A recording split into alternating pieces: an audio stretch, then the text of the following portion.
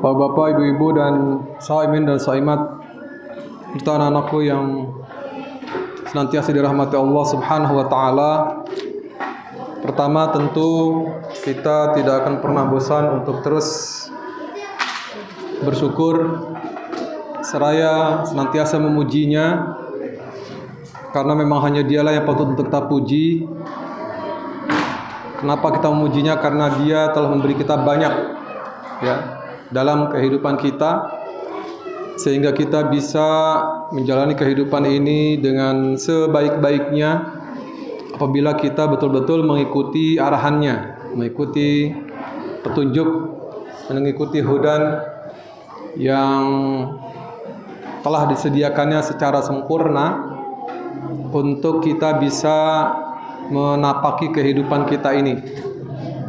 Allah sangat tahu kalau kita ini adalah makhluk yang lemah. Kekuatan kita hanya pada akal pikiran kita dan kemudian kepada jiwa kita. Apabila jiwa itu sendiri disinari oleh hidayah Allah Subhanahu wa taala.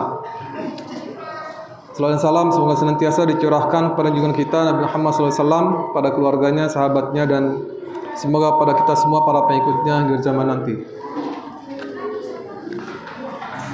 Shaimin dan shaimat yang dirahmati Allah.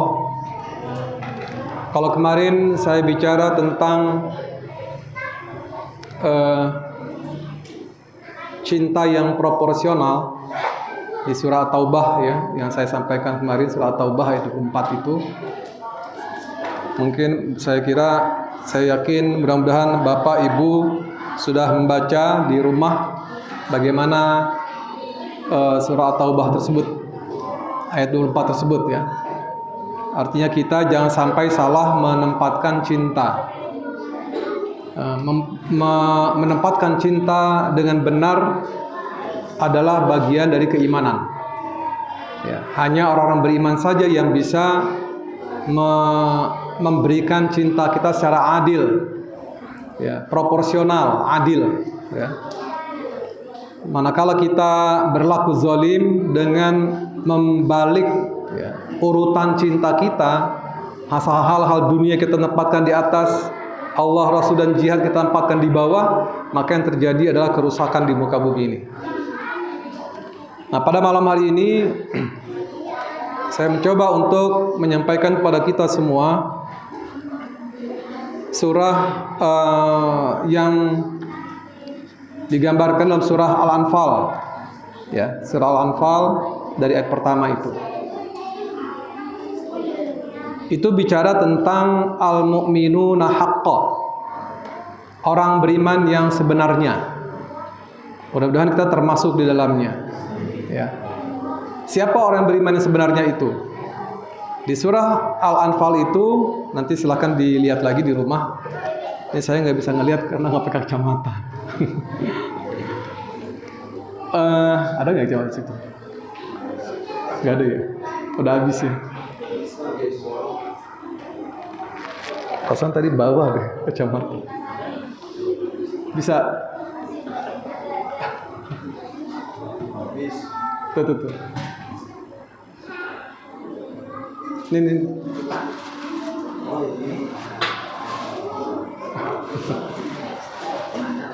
Betul nggak kelihatan.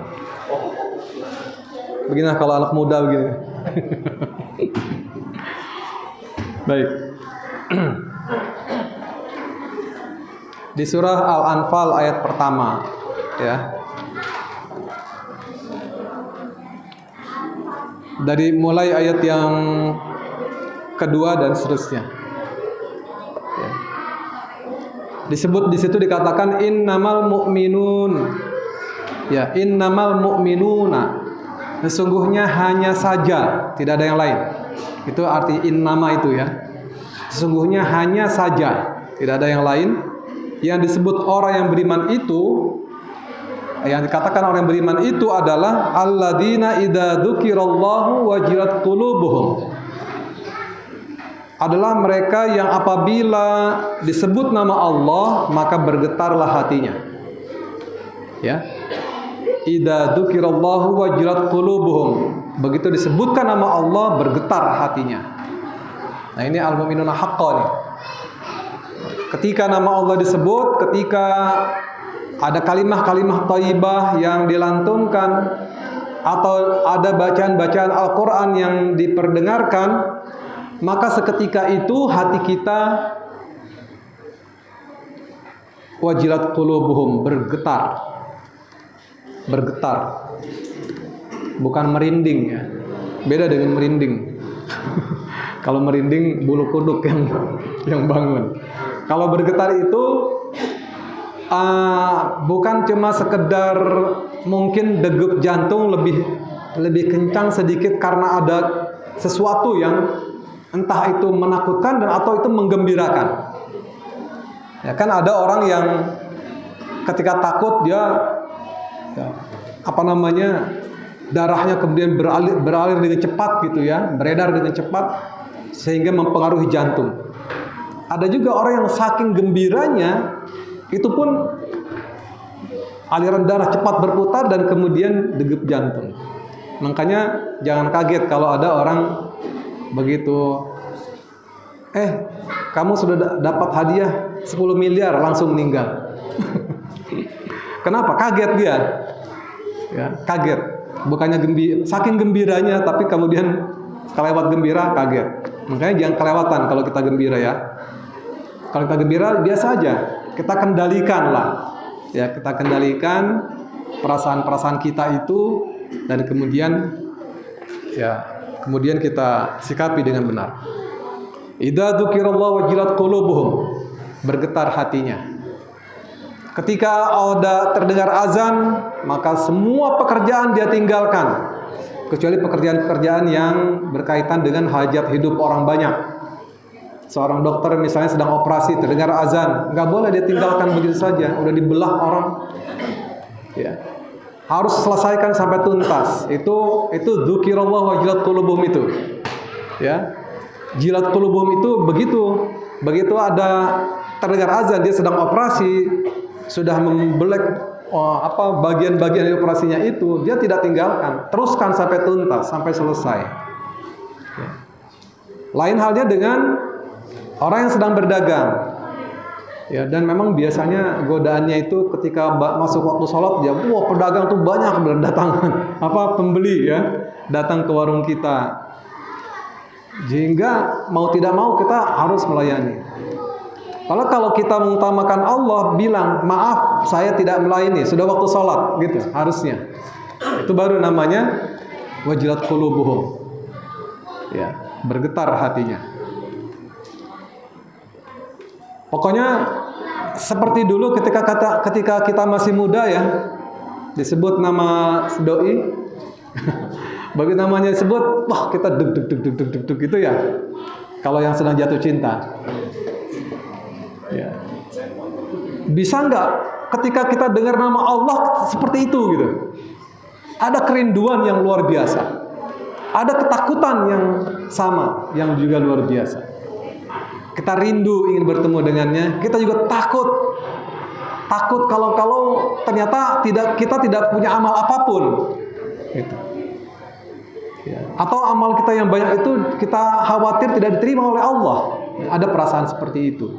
Ya. Sehingga terus kita berharap terus sama Allah. Karena Dia yang kita cintai, yang kita kasihi. Gitu ya. Baik. Kemudian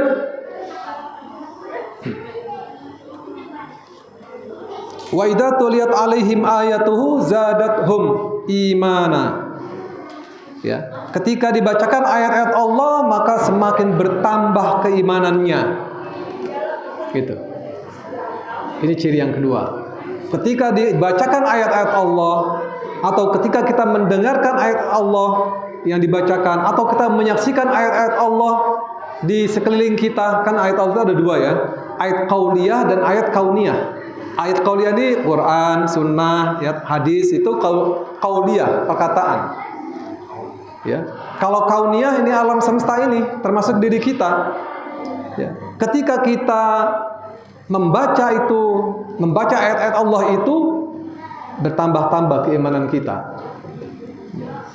Jadi setiap bacaan yang kita dengar, yang kita baca, yang kita lihat, yang kita alami dari ayat-ayat Allah itu semakin menambah keimanan kita, semakin yakin dengan ketuhanan Allah itu, ya, dengan kemahakuasaan Allah, semakin yakin bahwa Allah lah pemberi rezeki satu-satunya, semakin yakin bahwa hanya Allah lah yang menentukan apapun tentang kita, tentang hidup kita. Semakin yakin itu. Sehingga ketika kita memiliki keyakinan itu, sikap kita terhadap apapun keputusan Allah tidak masalah. Apapun keputusan Allah, tentu kita senantiasa berharap yang baik. Tapi satu saat Allah memberikan kita tidak seperti yang kita harapkan. Apakah kemudian kita menyangka Allah itu jahat sama kita? Buat seorang mukmin tidak. Ya. Seorang mukmin yang sebenarnya dia semakin bertambah kecintaan kepada Allah, semakin bertambah keyakinannya tentang Allah itu. Kemudian juga semakin mencintai Rasulnya, gitu. Semakin mencintai Rasulnya. Tidak boleh ada siapapun yang menghina Rasul kita, Rasulullah SAW. Maka kita akan marah kepadanya. Tidak boleh ada satupun ayat-ayat Allah yang dihinakan di hadapan kita. Kita akan wajib marah. Nah, itu reaksi orang yang beriman. Ya. Jadi ketika dibacakan ayat Allah, semakin bertambah keimanannya, kecintaan.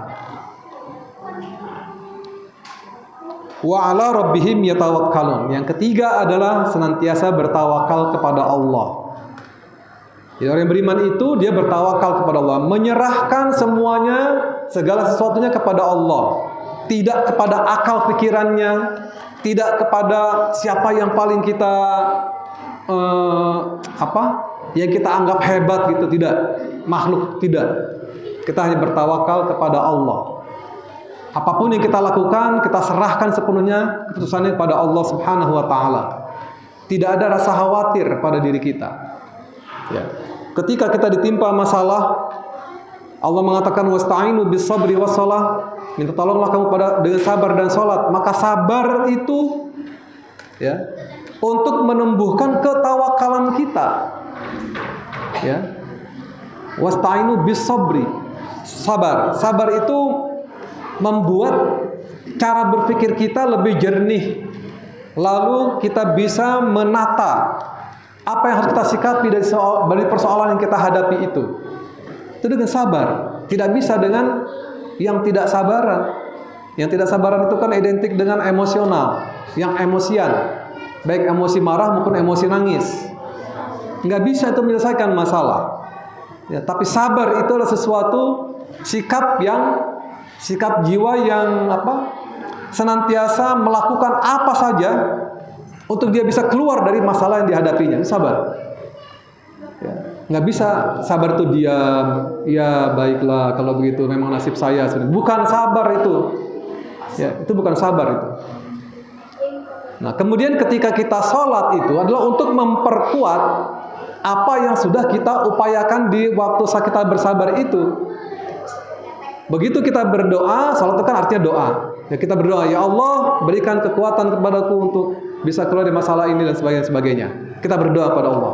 Dan ketika Allah memutuskan ya jalan keluar yang diberikannya, maka kita bersiap untuk menerimanya. Dan itulah yang disebut tawakal. Ya. Wa ala rabbihim yatawakkalun. Dia menerima. Kalau sudah Allah putuskan ini, maka dia hadapi itu dengan penuh kesabaran lagi. Dan terus berdoa lagi, sabar lagi, doa lagi. Kalau yang dia dapatkan sesuai dengan harapannya, bersyukur. Syukur itu bagaimana? Berbagi. Wa amma bi ni'mati rabbika fahaddits. Ya, ketika diberikan nikmat oleh Allah, maka fahaddits, kabarkan, bagikan kepada yang lain gitu. Jadi kalau kita punya nikmat, boleh cerita sama yang lain. Tapi kalau kita ditimpa musibah, jangan cerita. Jangan bagi-bagi kesedihan kepada orang lain. Berbagilah kegembiraan. Itu perintah Allah. Wa amma bi ni'mati rabbika fahaddits. Kalau kita kan sering terbalik ya. Ketika susah, semua sekampung tahu kita orang susah. Tapi begitu kita dapat rezeki, diam-diam aja. Gitu ya. Kita mestinya contoh seperti seekor ayam yang bertelur itu, ketika mau bertelur, ya ayam dia terus kok sampai sekampung dengar kalau dia mau memberikan telur. Artinya dia fa'amma bi ni'mati rabbika fahaddits itu. Ya. Dan kita tahu, wah ini lagi mau telur nih. Nah, baru dan kemudian kita siap-siap ambil telurnya. Seperti itulah mestinya seorang mukmin. Wa amma bi ni'mati rabbika fahaddits. Kalau kamu diberi nikmat, maka beri kabarlah, bergembiralah dengan berbagi kepada orang lain. Tapi ketika kita ditimpa musibah, ditimpa kesedihan, biarlah kita sendiri yang mengetahui dan mengalaminya dan adukan kepada Allah. Ya, jangan orang lain diajak bersedih juga dengan masalah kita. Kira-kira gitu ya. Oke, kemudian selanjutnya adalah alladzina yuqimunas sholata wa mimma razaqnahum yunfiqun. Yang keempat adalah senantiasa menegakkan salat. Dan kemudian wa mimma razaqnahum yunfiqun, berinfak, membelanjakan harta yang diberikan oleh Allah ya, di jalan yang benar. Berinfak di jalan yang benar itu seperti apa? Ya, kita dapat halal, maka belanja pun kepada yang halal-halal saja, yang baik-baik saja, yang dirasakan manfaatnya oleh semua orang, oleh kita, oleh keluarga kita, atau mungkin kalau tetangga perlu dibagi, bagi juga. Artinya itu rezeki bisa dirasakan kemanfaatannya. Itu mimma razaqnahum yunfiqun. Itu sebabnya kenapa ketika Allah di surah Mada yunfiqun gitu ya. Mereka yas'alunaka madza yunfiqun. Mereka bertanya bagaimana membelanjakan harta yang diberikan Allah itu. Maka kata Allah, berikanlah dia kepada kedua orang tuamu. Jadi kemudian kepada karib kerabatmu. Jadi ketika kita membelanjakan harta kita utamakan internal. Gitu. Ya. Perhatikan siapa yang susah di sekeliling saudara kita. Kalau saudara kita sudah oke semua, baru lihat tetangga kita. Kalau tetangga kita sudah oke semua, baru lihat seterusnya. Itu kalau rezeki kita terbatas. Tapi kalau rezeki kita melimpah, kita boleh berbagi kepada siapapun juga. Ya, jadi tidak ada hasil yang didapat dari hasil usaha kita itu kita simpan, ya. Dan kemudian kita gunakan semata-mata konsumtif kita. Untuk makan, untuk kesenangan pribadi kita, untuk pokoknya kita semua gitu. Untuk saya saja, tidak kepada yang lain. Allah tidak menghendaki itu. Makanya ketika ditanya, yas'alunaka madza yunfiqun, mereka bertanya kepadamu tentang apa yang harus kami belanjakan, ya, dari harta yang kami miliki ini. Maka kata Allah, belanjakanlah untuk kedua orang tuamu, untuk karib kerabatmu, untuk baru yang berikutnya. Jadi itu ciri al-mu'minuna haqqan. Ya, di ujung ayat itu ulaika humul mu'minuna haqqan. Ya, mereka itulah sebenarnya orang yang beriman, lahum darajatun 'inda rabbihim wa maghfiratun. Maka bagi mereka adalah darajat, ya, memiliki kedudukan derajat yang tinggi di sisi Allah Subhanahu wa taala dan maghfirah, ampunan. Jadi ketika kita melakukan itu semua, Allah terus memberikan ampunan kepada kita. Tanpa kita minta pun Allah terus memberikan ampunan, menghapus semua dosa-dosa kita. Ketika kita betul-betul memiliki al-mu'minul haqqan tadi. Saya kira itu saja, mudah-mudahan ada manfaatnya. Wabillahi taufiq wal hidayah. Assalamualaikum warahmatullahi wabarakatuh.